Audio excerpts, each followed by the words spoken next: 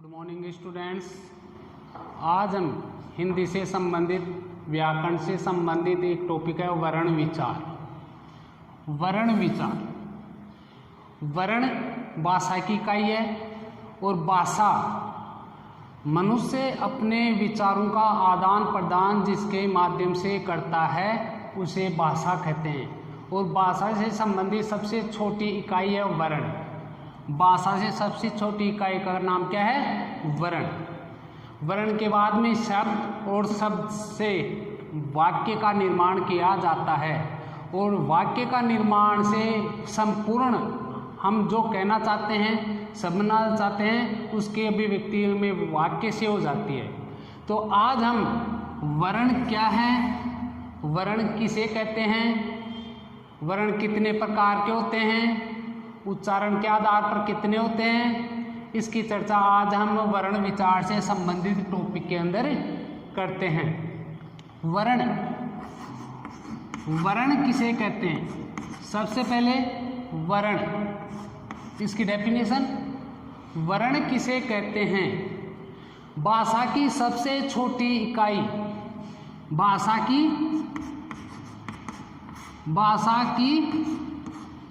सबसे छोटी इकाई, सबसे छोटी इकाई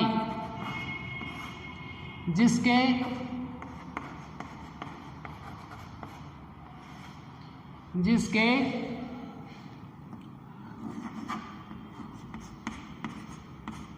और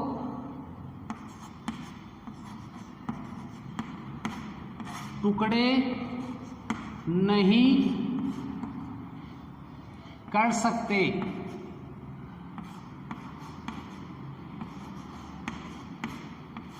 उसे वर्ण कहते हैं। उसे वर्ण कहते हैं। भाषा की सबसे छोटी इकाई, यानी भाषा हम बोलते हैं अपने विचारों का आदान प्रदान जिसके माध्यम से करते हैं उसे हम क्या कहते हैं? भाषा कहते हैं। और भाषा की सबसे छोटी इकाई, भाषा की सबसे छोटी इकाई जिसके और टुकड़े नहीं कर सकते, यानी ऐसा शब्द वर्ण जिसके हम टुकड़े नहीं कर सकते, उसको अलग अलग नहीं कर सकते। यदि अलग अलग कर देते हैं तो उसकी कोई ध्वनि उच्चारित नहीं होती है, उसे हम क्या कहते हैं? वर्ण कहते हैं। ये वर्ण की क्या है? परिभाषा है। अब हम पढ़ेंगे कि वर्ण कितने होते हैं। हिंदी विश्व की एक वैज्ञानिक भाषा है। हिंदी विश्व की वैज्ञानिक भाषा है जिसमें निर्धारित वर्ण होते हैं और उन वर्णों के माध्यम से ही हिंदी लैंग्वेज का क्या होता है? निर्माण होता है। तो वर्ण कितने प्रकार के होते हैं? हिंदी वर्णमाला में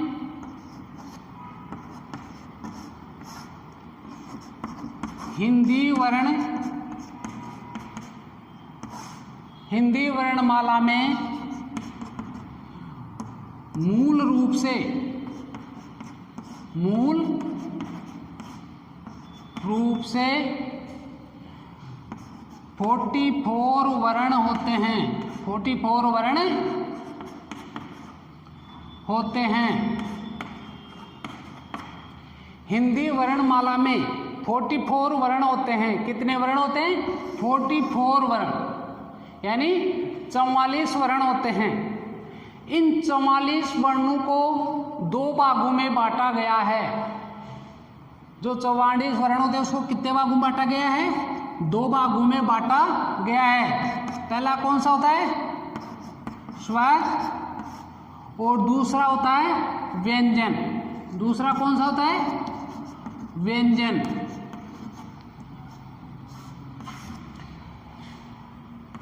स्वर, सबसे पहले स्वर किसे कहते हैं?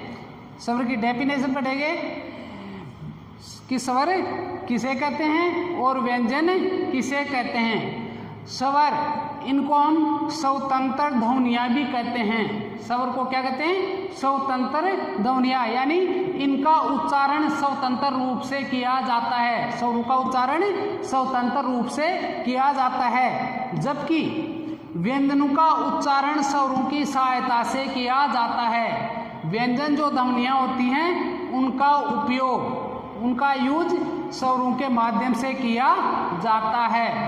इन दोनों में यही कॉमन डिफरेंस है।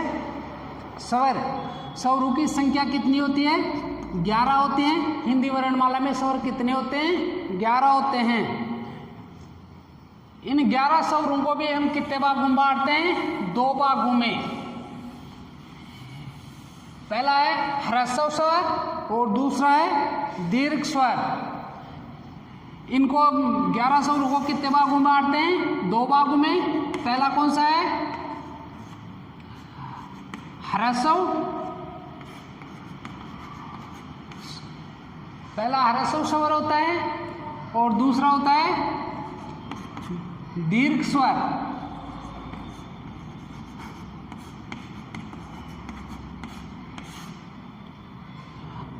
ह्रस्व स्वर जिन स्वरों के उच्चारण में, ह्रस्व स्वर इसकी डेफिनेशन होगी जिन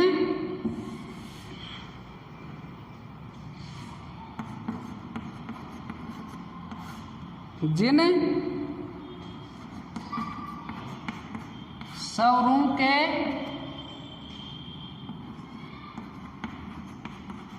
उच्चारण में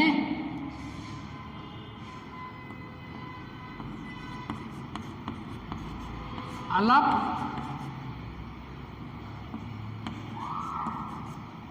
समय लगे। जिन स्वरों के उच्चारण में अलप समय, अलप का अर्थ होता है कम, अलप का अर्थ क्या होता है? कम समय लगे, उन्हें ह्रस्व स्वर कहते हैं।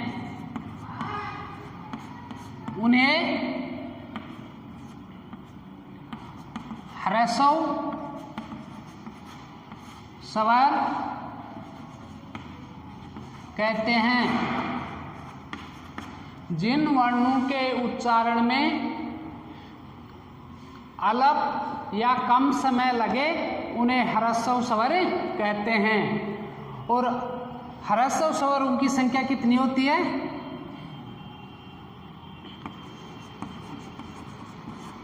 इनकी संख्या 4 होती है। ह्रस्व स्वरों की संख्या कितनी होती है? 4 होती हैं।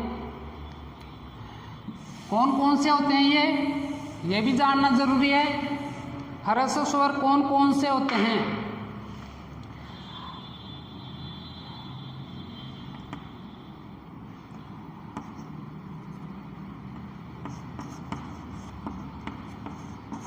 हिंदी वर्णमाला में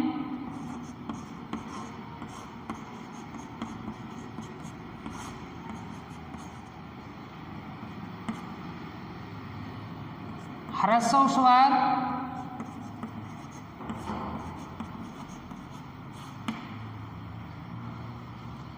ए, ई, ऊ और री, ये 4 ह्रस्व स्वर होते हैं। ह्रस्व स्वर कौन से होते हैं? ए, ई, ऊ और री। ह्रस्व स्वर जिन स्वरों को उच्चारित करने में या जिन स्वरों का उच्चारण करने में कम समय लगता है उन्हें कौन से कहते हैं? ह्रस्व स्वर। और ह्रस्व स्वरों की संख्या कितनी होती है? 4 होती है। ह्रस्व स्वरों की संख्या कितनी होती है? 4 होती है। ए, ई, ऊ और री, ये चारों कौन से स्वर हैं? ह्रस्व स्वर। दूसरा है दीर्घ स्वर।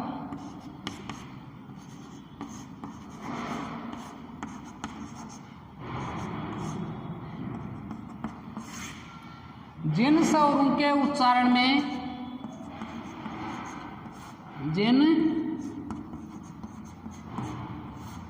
स्वरों के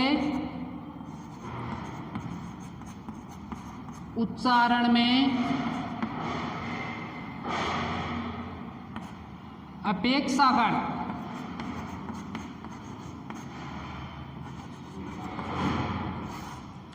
अधिक समय लगता है।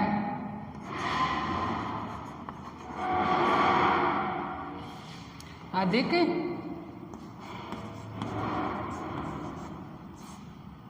समय लगता है। जिन स्वरों के उच्चारण में अपेक्षाकृत अधिक समय लगता है उसे दीर्घ स्वर कहते हैं।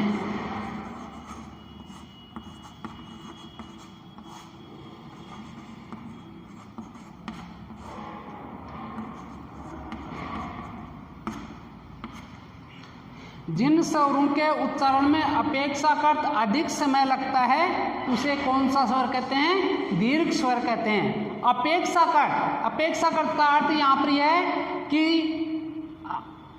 ह्रस्व स्वर की अपेक्षा इनका उच्चारण करने में अधिक समय लगे, यानी इन स्वरों का जब हम उच्चारण करते हैं तो इन स्वरों से अधिक समय लगे। ए ह्रस्व स्वर है, इससे अधिक समय लगेगा। आ बोलेंगे तो इससे डबल समय लगेगा। ई तो बड़ी ई, ऊ तो ऊ, री तो री। तो इस प्रकार से जिन स्वरों के उच्चारण करने में ह्रस्व स्वर से अधिक समय लगे उसे दीर्घ स्वर कहते हैं। उसे कौन से स्वर कहते हैं? दीर्घ स्वर कहते हैं। और इनकी संख्या कितनी होती है? 7। इनकी संख्या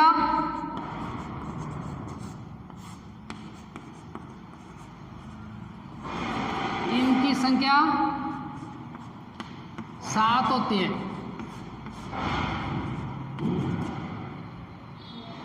इनकी संख्या कितनी होती है? 7 होती है।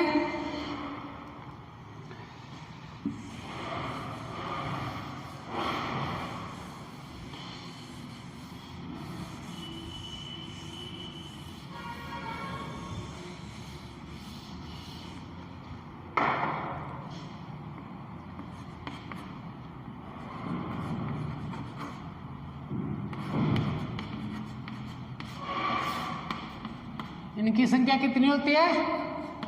7 होती है। जैसे आ, ई, ऊ, ए, आई, ओ और औ।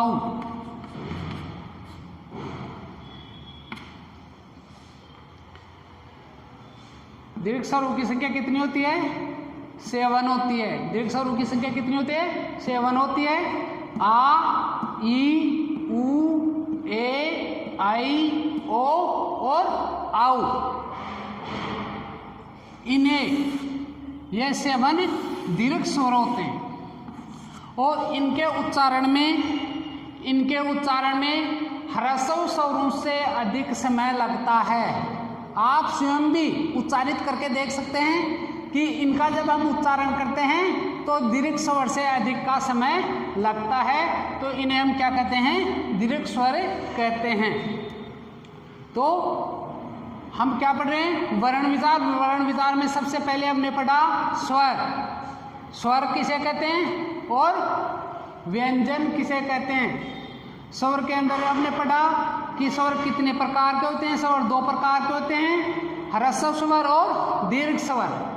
ह्रस्व स्वर जिन स्वरों के उच्चारण करने में कम समय लगता है उसे ह्रस्व स्वर कहते हैं, और जिन स्वरों के उच्चारण में अधिक समय लगता है उसे कौन सा स्वर कहते हैं? दीर्घ स्वर कहते हैं। ह्रस्व स्वरों की संख्या 4 होती है। ह्रस्व स्वरों की संख्या कितनी होती है? 4 होती है। और दीर्घ स्वरों की संख्या कितनी होती है? 7 होती है। ह्रस्व स्वरों की संख्या कितनी होती है? 4 होती है।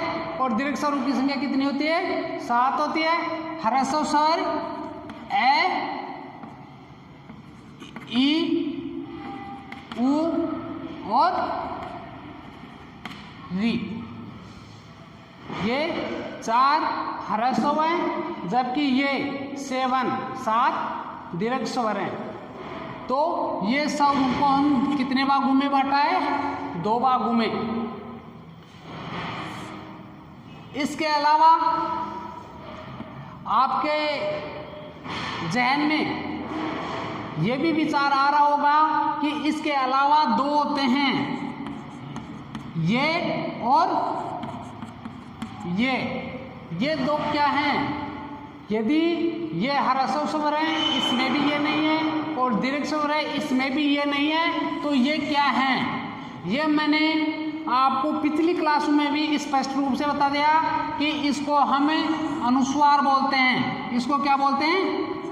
अनुस्वार।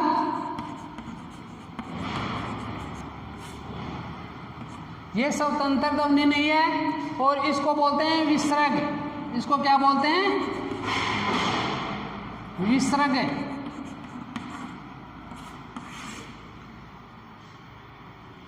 तो आज हमने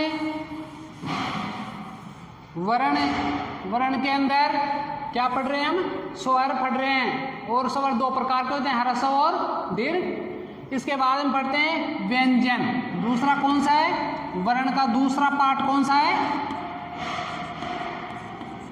व्यंजन। व्यंजन किसे कहते हैं? व्यंजन किसे कहते हैं? जो ध्वनियां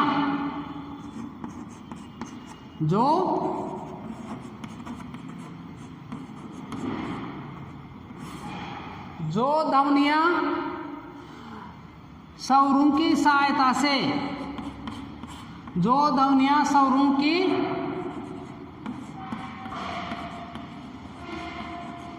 सहायता से उच्चारित की जाती हैं, उच्चारित या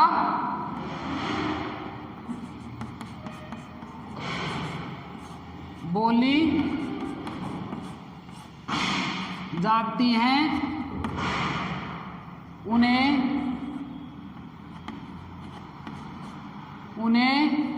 व्यंजन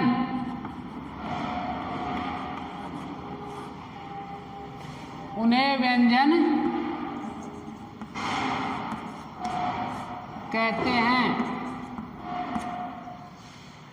जो ध्वनियां स्वरों की सहायता से बोली जाती हैं, उन्हें व्यंजन कहते हैं। ये सभी ध्वनियां हैं, ध्वनि कह दो या वर्ण कह दो, इसमें कोई भी डिफरेंस नहीं है।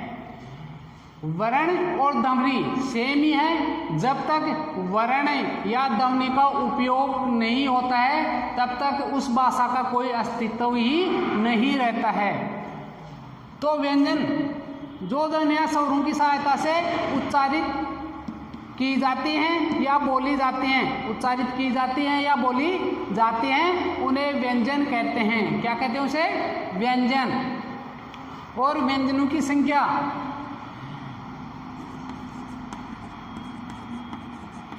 व्यंजनों की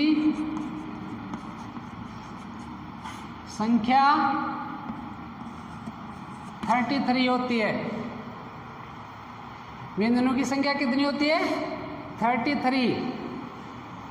व्यंजनों की संख्या 33 होती है। अब हम इसमें पढ़ेंगे कि कौन कौन से व्यंजन होते हैं। 33 व्यंजन कौन कौन से होते हैं?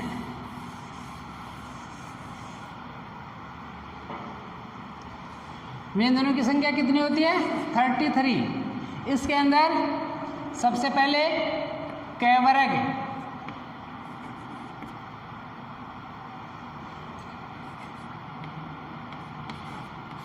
क वर्ग, च वर्ग, टैवर्ग,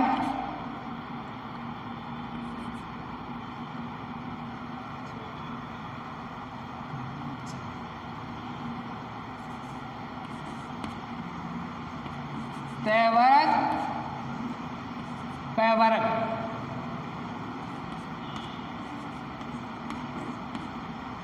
प्रत्येक वर्ग में 5 ध्वनियां होती हैं। व्यंजनों की संख्या 33 होती है। इन 33 व्यंजन कौन कौन से होते हैं? सबसे पहले कैवर्ग। कैवर्ग के अंदर 5 ध्वनियां होती हैं। कै,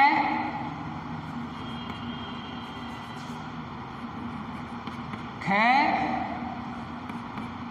ग,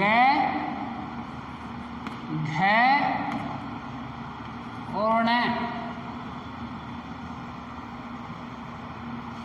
दूसरा चैवर्ग, च, छ, ज, झ, ण। तीसरा है टैवर्ग।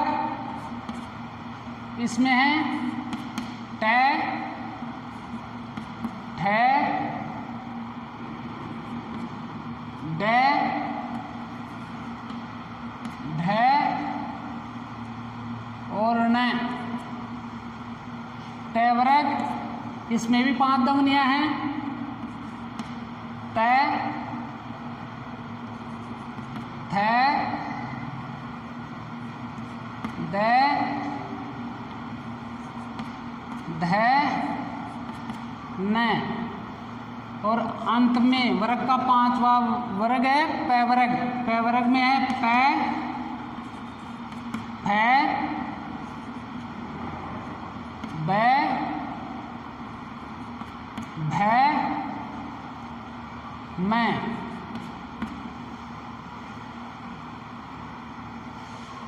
ये 5 वर्ग हैं, कै, च, ट, त, पै वर्ग। इसके अलावा इनकी संख्या कितनी होगी? 25। और इसको स्पर्श व्यंजन बोलते हैं। क्या बोलते हैं इसको? स्पर्श व्यंजन। कै, च, ट, त, प। कै, च, ट, त, प वर्ग होता है और एक वर्ग में 5 वर्ण होते हैं। एक वर्ग में कितने वर्ण होते हैं? 5। तो इस प्रकार से ये कितने हो गए?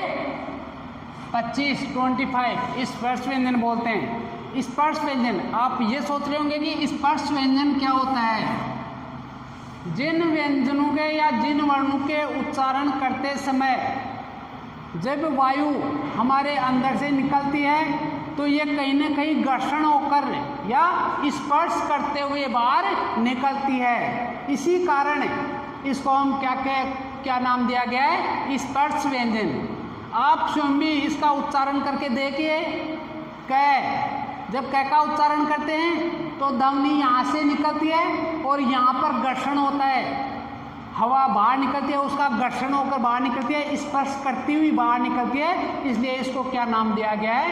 अंत्यस्थ व्यंजन, स्पर्श व्यंजन कहा गया है। इसके बाद में अंत्यस्थ व्यंजन य,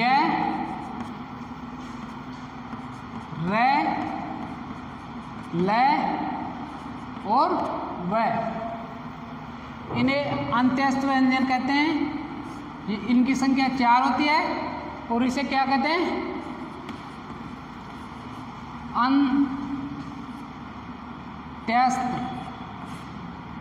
अंत्यस्थ।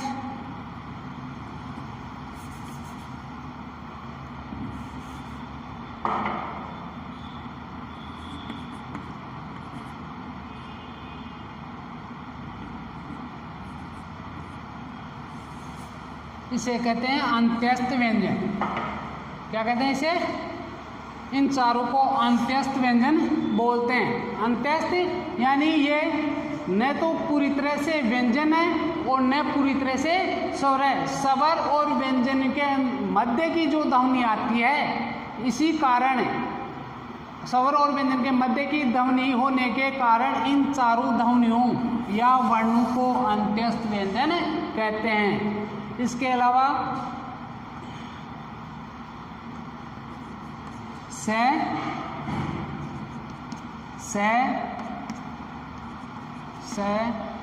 और है, इनकी संख्या भी कितनी होती है? 4। इसे ऊष्म ध्वनियां कहते हैं।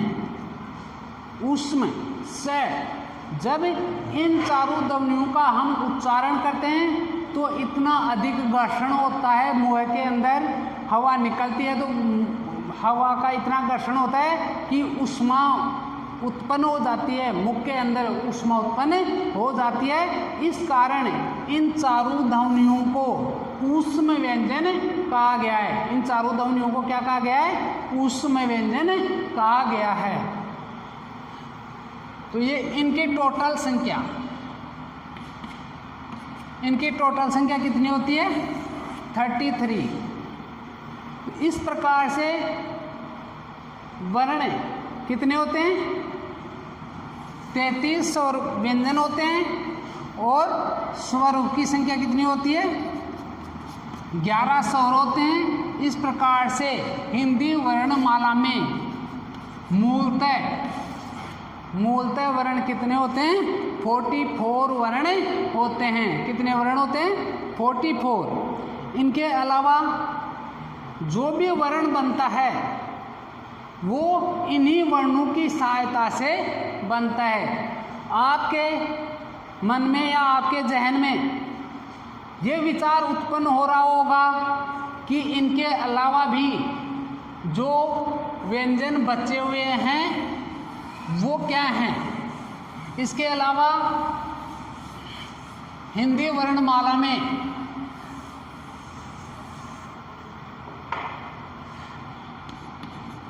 छ, त्रे और गे, ये 3 वर्ण और बचते हैं।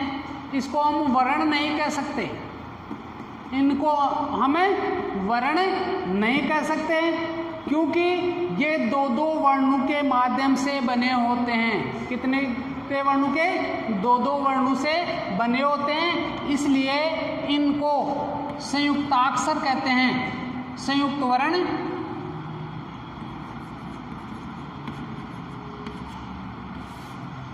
संयुक्ताक्षर या संयुक्त वर्ण कहते हैं।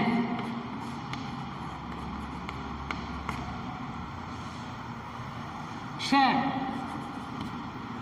क प्लस से, इनसे बन गया क्ष,